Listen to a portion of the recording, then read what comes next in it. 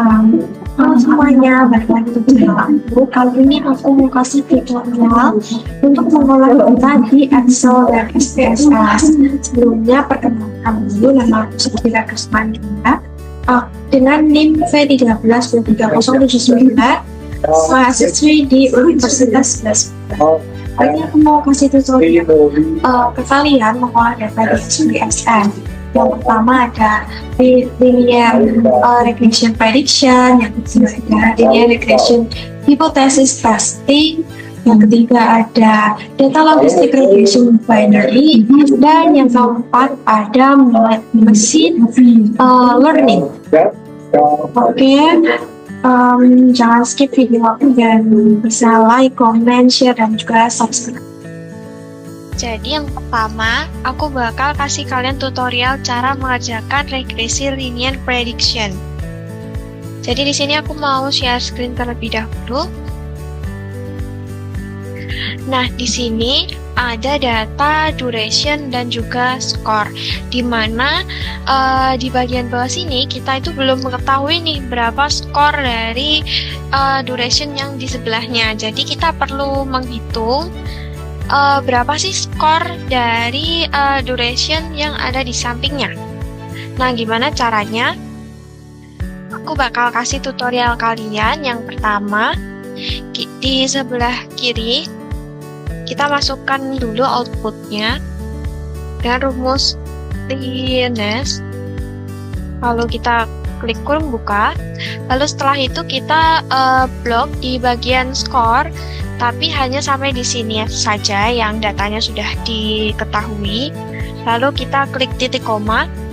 Setelah itu yang duration juga sama, yang nilai skornya itu sudah diketahui. Jadi kita tidak perlu ngeblok yang bagian skor yang belum diketahui.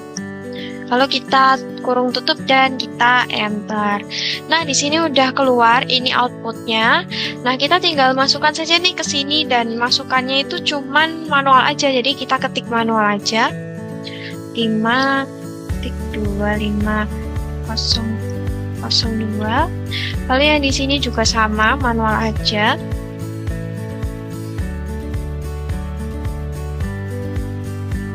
Oke, setelah itu, nah ini kan kita dari sini juga belum mengetahui nih gimana caranya menghitung di sini. Nah, agar lebih mudah, kita perlu ngeblok dari sini sampai sini.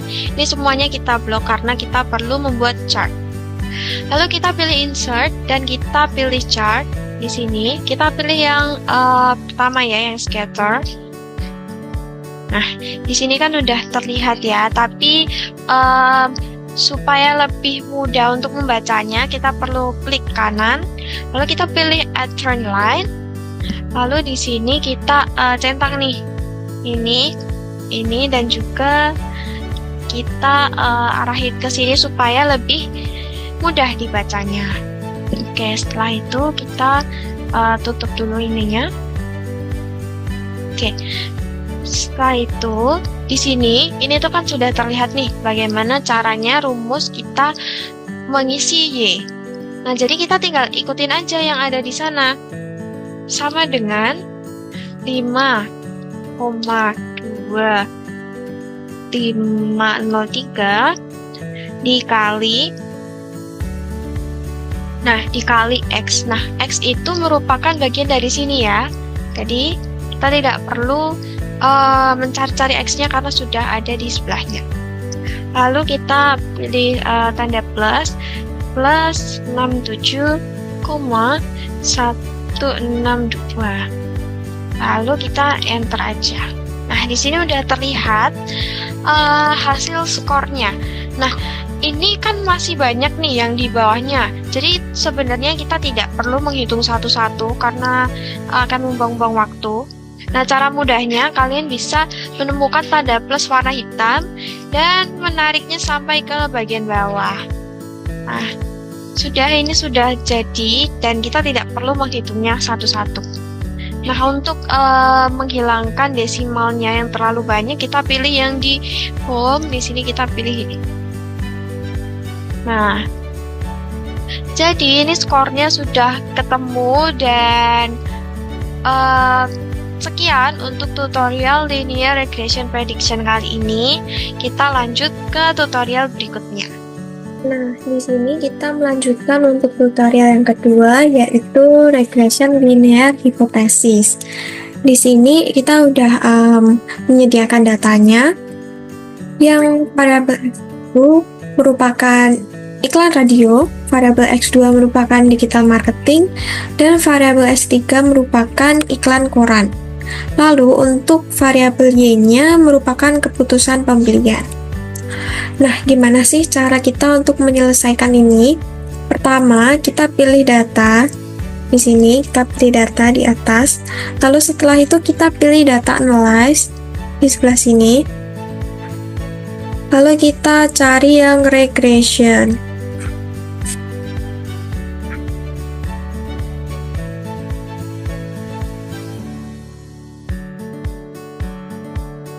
Nah, ini ya, kita pilih regression.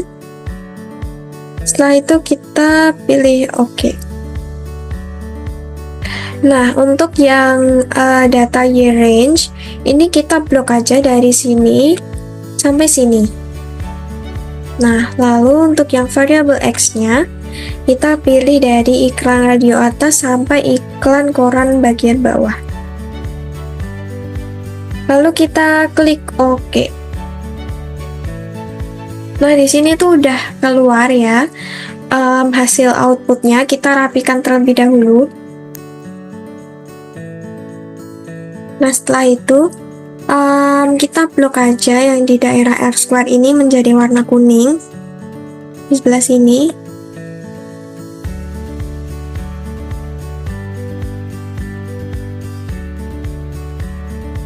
Nah, ini itu merupakan kita bisa dari sini itu kita bisa menyimpulkan bahwa R-square yang dikatakan variabel keputusan pembelian dipengaruhi sebesar 42,7% oleh variabel X1, X2, dan X3. Sementara 57% lainnya dipengaruhi oleh faktor lain.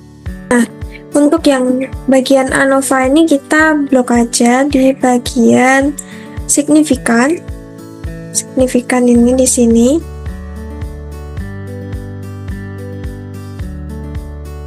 Nah, jika nilai signifikan F ini lebih kecil dari 0,05, dapat dikatakan bahwa variabel X1, X2, dan X3 secara maksimal memiliki pengaruh yang signifikan terhadap variabel Y.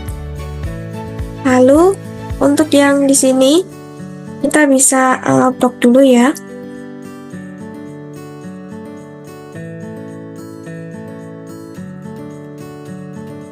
Nah, di sini kita dapat membaca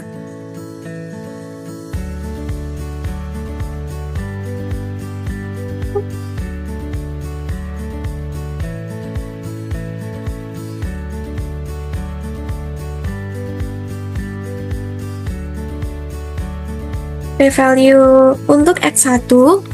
Nah, di sini kita dapat membaca untuk p-value yang variabel X1 memiliki nilai yang lebih besar dari 0,05, di mana variabel X1 memiliki sifat yang positif tetapi tidak signifikan terhadap variabel Y. Lalu untuk variabel X2 di sini dia memiliki nilai yang lebih kecil daripada 0,05, di mana variabel X2 memiliki pengaruh yang positif dan juga signifikan terhadap variabel Y. Lalu untuk variabel X3 ini juga sama seperti variabel X1. Lalu kita copy data yang tadi, data yang sudah tersedia. Ctrl V di sini. Nah, lalu kita masuk ke variabel view. Untuk namanya kita ganti X1, X2, dan Y. Nah, setelah itu, untuk yang di bagian measure, untuk yang X1, X2, X3, kita pilih scale. Dan untuk yang Y, kita biarkan unknown. Nah, setelah itu untuk yang label di sini X1 kita ganti iklan radio.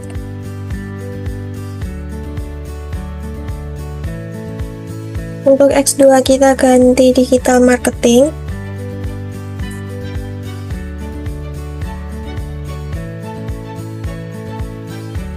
X3 kita ganti iklan koran. Dan yang label Y kita ganti keputusan pembelian.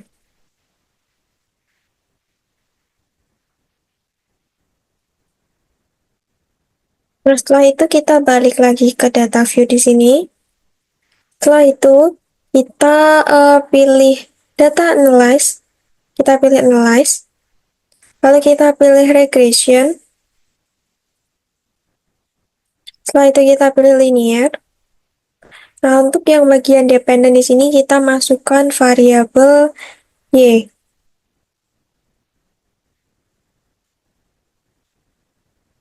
Nah, untuk yang independen kita masukkan variabel X1, X2, dan X3.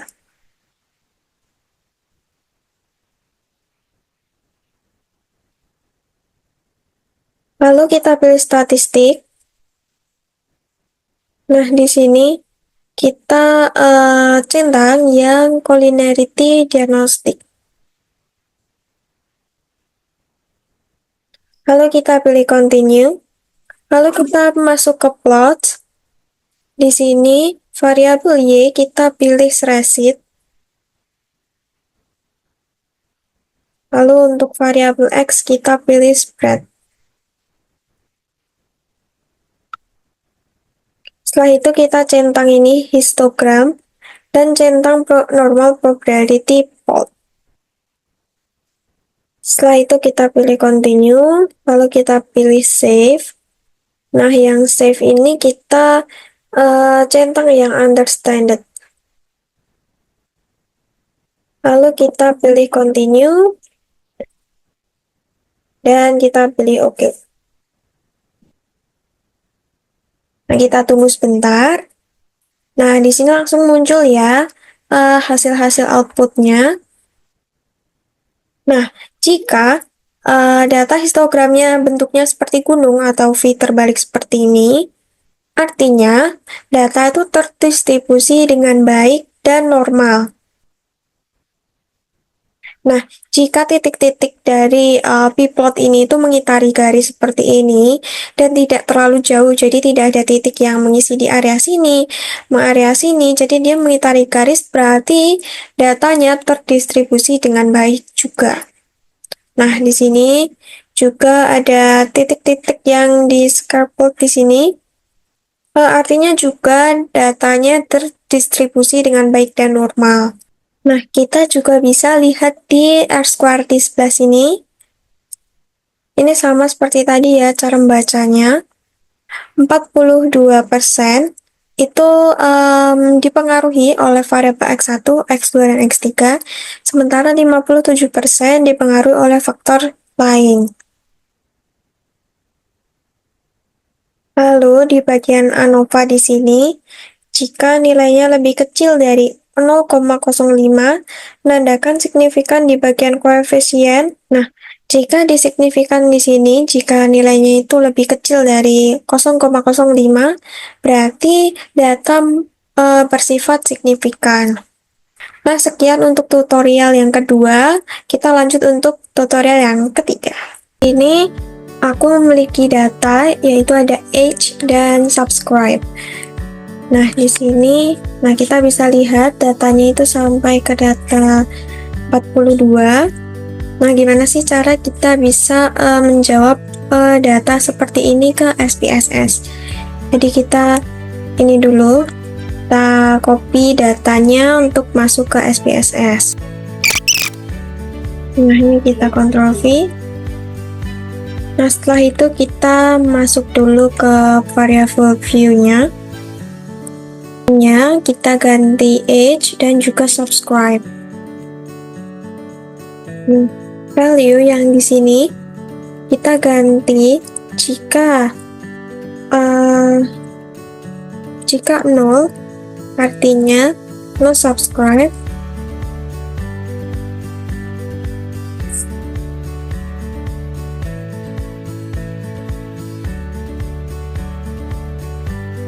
lalu add, lalu jika value-nya 1 artinya subscribe. Create,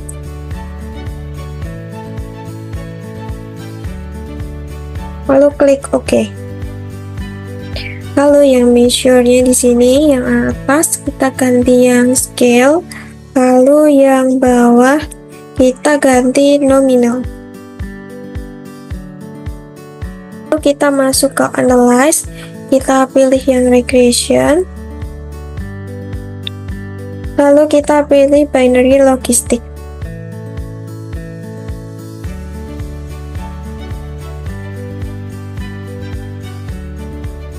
Setelah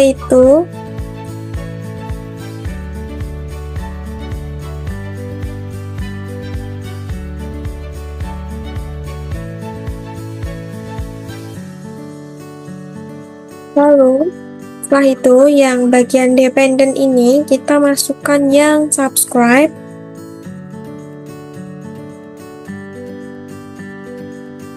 lalu untuk yang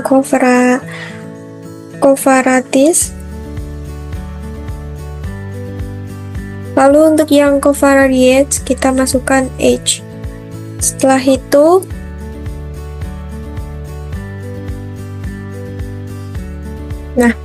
itu kita pilih yang bagian save ini, kita centang yang probabilities, setelah itu centang juga group membership,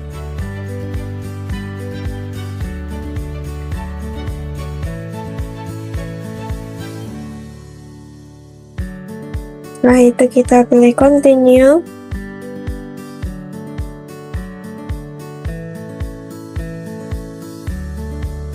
Setelah itu kita pilih yang options. Di options ini kita centang semua ya di sini.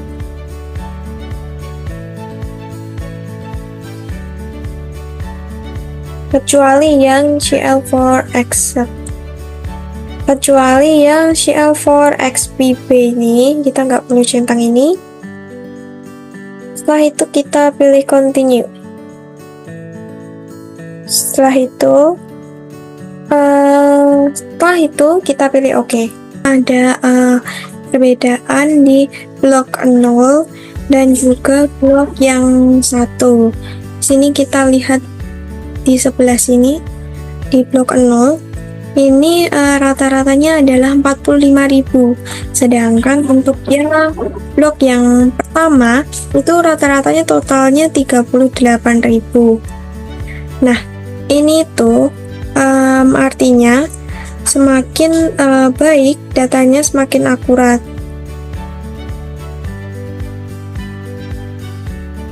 Nah, ini kan artinya datanya mengalami penurunan, sehingga dapat dikatakan bahwa datanya akurat dan berjalan secara normal. Di bagian omnibus test ini, nilai signifikannya sebesar 0,009, yang artinya juga data ini bersifat signifikan.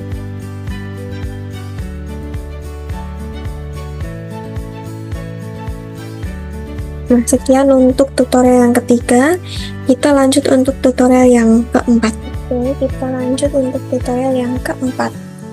Tutorial yang keempat ini merupakan machine learning, di mana ini kita bisa gunakan untuk memprediksi performa karyawan yang baik dan unggul di antara yang lain. Nah, ini bisa kita pakai saat kita ingin melakukan perekrutan karyawan. Ini merupakan beberapa komponen-komponen yang menjadi pertimbangan kita untuk memilih mana karyawan yang memiliki nilai performa yang tinggi. Dan semakin tinggi nilai performanya, berarti karyawan tersebut memiliki performa yang semakin baik. Nah, di sini ini ceritanya, ini ada beberapa karyawan yang sudah ada di perusahaan dan sudah memiliki nilai performanya masing-masing. Tapi saat kita ingin melakukan perekrutan karyawan, kita kan belum bisa menentukan berapa performa dari karyawan-karyawan tersebut. Nah, bagaimana caranya kita menyeleksi karyawan yang memiliki nilai performa yang tinggi dengan beberapa komponen-komponen di sini. Dan di sini ada variable view. Nah, untuk komponen pertimbangan kita ada IQ, gender, teliti, personality, pengkar itu pengalaman pekerjaan, gelar, math, multitask, dan juga performa. Nah, ini ada gendernya, ini ada value-nya. Itu kita belajar dari latihan yang sebelumnya. Kita masukkan value-nya 0, lalu labelnya kita masukkan male, lalu kita klik add, lalu untuk value yang nilainya 1 artinya female, lalu kita add. Oke. Setelah itu untuk yang teliti juga ada 2 value-nya. Untuk yang 1 ada low concentration, dan yang nilainya 8 ada high konsentrasinya tinggi. Lalu untuk yang personality juga ini nilainya 1 untuk yang very passive, untuk yang very pessimistic, lalu yang nilai 10 untuk yang optimis. Berarti yang nilainya pertama itu very pessimis, lalu yang 10 untuk yang very optimis.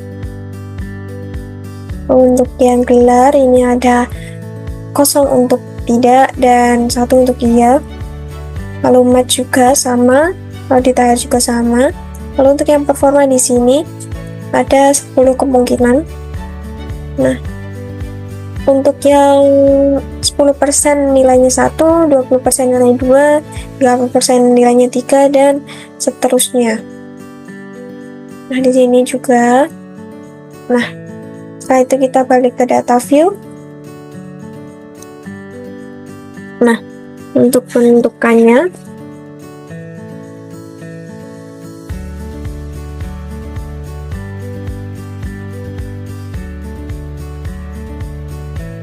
nah, untuk menganalisisnya kita pilih analyze, kita pilih neural network.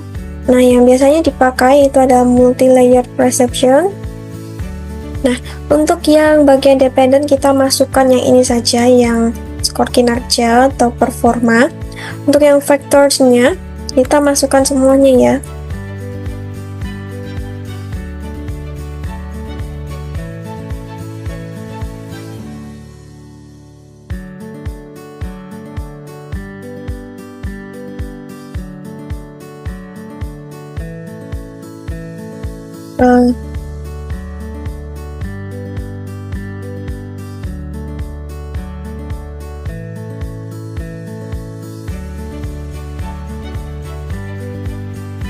Nah, untuk yang faktor ini biarkan kosong, dan yang untuk komparatif kita masukkan semuanya ya.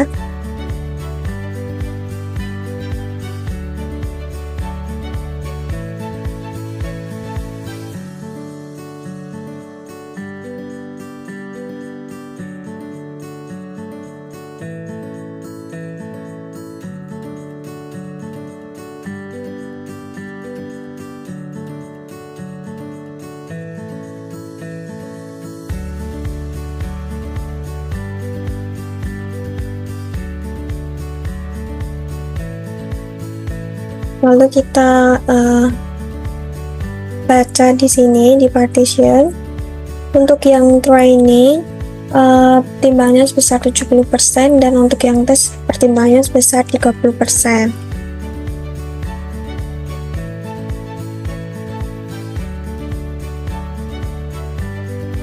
Lalu kita lihat di bagian output. Di sini kita centang yang independent variable important analyze.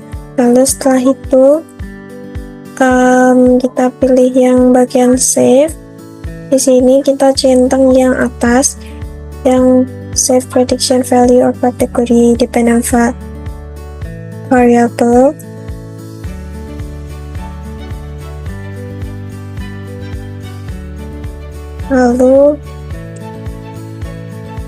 Lalu sudah kita klik OK. kita tunggu sebentar.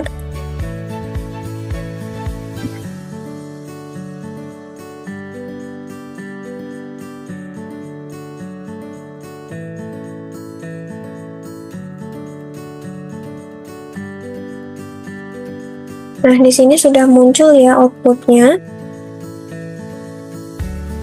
Nah, kita baca dulu di sini. Ini total datanya sudah benar ya, 115. Lalu ini juga seperti tadi 70% 30%. Nah, lalu di sini ini ada present incorrect prediction, dimana kalau nilainya lebih dari 30% artinya ini masih kurang benar ya, berarti salahnya itu masih tinggi. Jadi kita nanti bisa turunkan dulu presentasinya, nanti kita benarkan datanya. Nah, di sini juga kita bisa lihat ya independent variable yang important. Ini semakin tinggi nilainya berarti semakin penting. Nah, di sini kita lihat ada beberapa variabel yang memiliki persentase kecil seperti gender, lalu ada memiliki gelar akademik, sukses menyelesaikan soal matematika, advanced auditor hair ya. Jadi ini ada beberapa variabel yang memiliki persentase kecil, dan ini merupakan variabel yang kurang penting untuk melakukan penyeleksian karyawan. Nah, ini semakin mudah kita juga membaca di sini.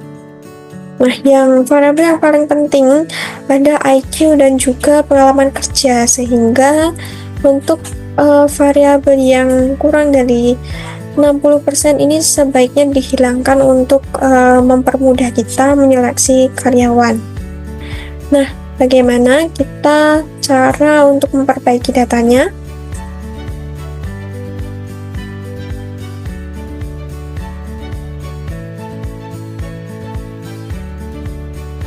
Kita balik lagi ke sini, kita balik lagi ke data sini, kita pilih analyze, kita pilih neutral, kita pilih multi layer. Nah, selanjutnya kita balik lagi ke sini. Ini kita hilangkan ya, kita hanya perlu memasukkan IQ dan juga pengalaman kerja.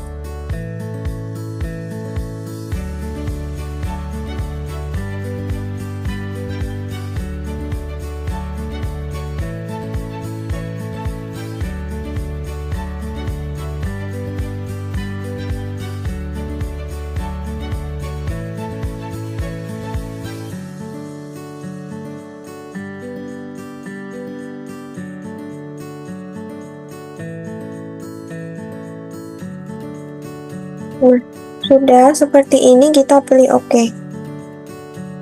Nah, ini muncul output yang baru di sini. Nah, jadi ini semakin terlihat ya, datanya jadi lebih mudah untuk dibaca.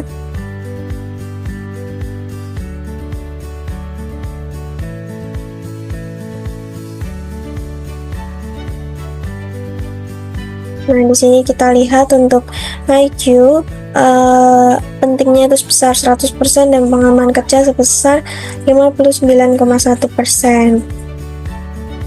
Nah, di sini untuk persentase incorrect prediksinya juga udah menurun ya, dari tadi yang masih lebih besar dari 30% menjadi 19% untuk trainingnya, dan testingnya sebesar 25%. Jadi kalau sudah di bawah 30% artinya sudah aman. Nah, di sini kita juga bisa lihat untuk pertimbangan IQ-nya dan juga pengalaman kerja. Baik, sekian untuk video tutorial kali ini. Jangan lupa untuk like, comment, share, dan subscribe. Dadah!